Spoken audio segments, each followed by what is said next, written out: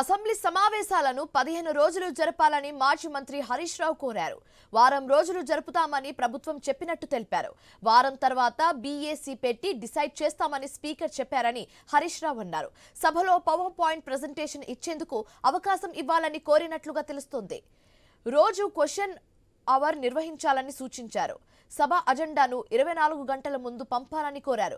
సభలో 15 అంశాలపై చర్చించాలని పట్టుపట్టామని చెప్పారు. 2-3 అంశాలపై తమకు అవకాశం ఇస్తామని తెలిపారు.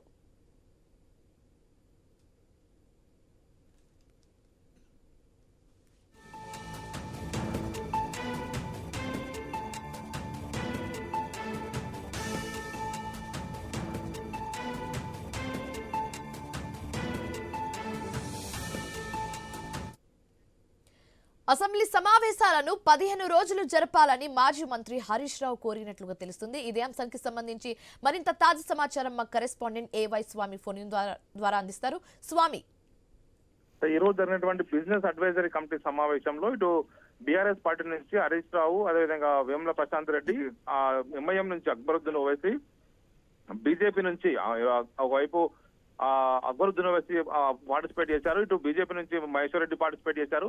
వీళ్ళంతా కూడా రాష్ట్ర ప్రభుత్వం అసెంబ్లీ నిర్వహిస్తున్న తీరుపైన కొంత ఆగ్రహం వ్యక్తం చేసినట్టుగా తెలుస్తుంది. ఈ సంవత్సరం మొత్తం కలిపి 14-15 రోజులు మాత్రమే సమావేశం నిర్వహించారు. గతంలో సంవత్సరానికి యావరేజ్ గా 30 రోజులు నిర్వహించేవారు. ఈసారి అలా కాకుండా తక్కువ రోజులు సమావేశం నిర్వహించడం పైన ఒకవైపు మరి అసంతృప్తిని వ్యక్తం చేసినట్టు తెలుస్తుంది. సభలో మేము ఇచ్చేటువంటి ఎజెండా, ఇచ్చేటువంటి అంశాలు ఏవి కూడా చర్చకు రావట్లేదు. ప్రభుత్వం అనుకున్నదే నడుపుతున్నారు.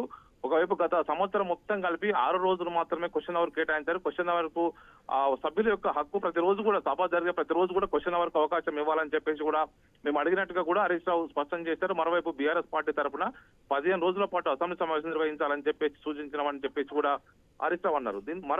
ఒకవైపు ఇలా చెప్తుంటుంటేనే మరోవైపు ఈ క్వశ్చన్ అవర్ కావచ్చు, మిగతా అంశాలకు సంబంధించి ఏవి పట్టించుకోవట్లేదు. సభ్యుల హక్కులను కాపాడాలని చెప్పేసి మేము సూచించాము.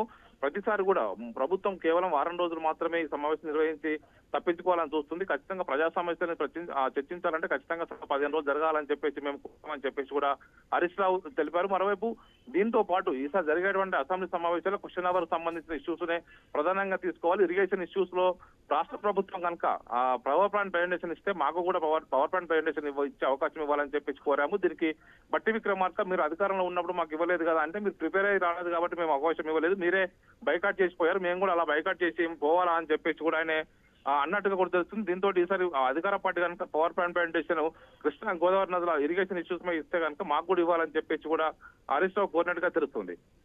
Right, thanks for the update Swamy.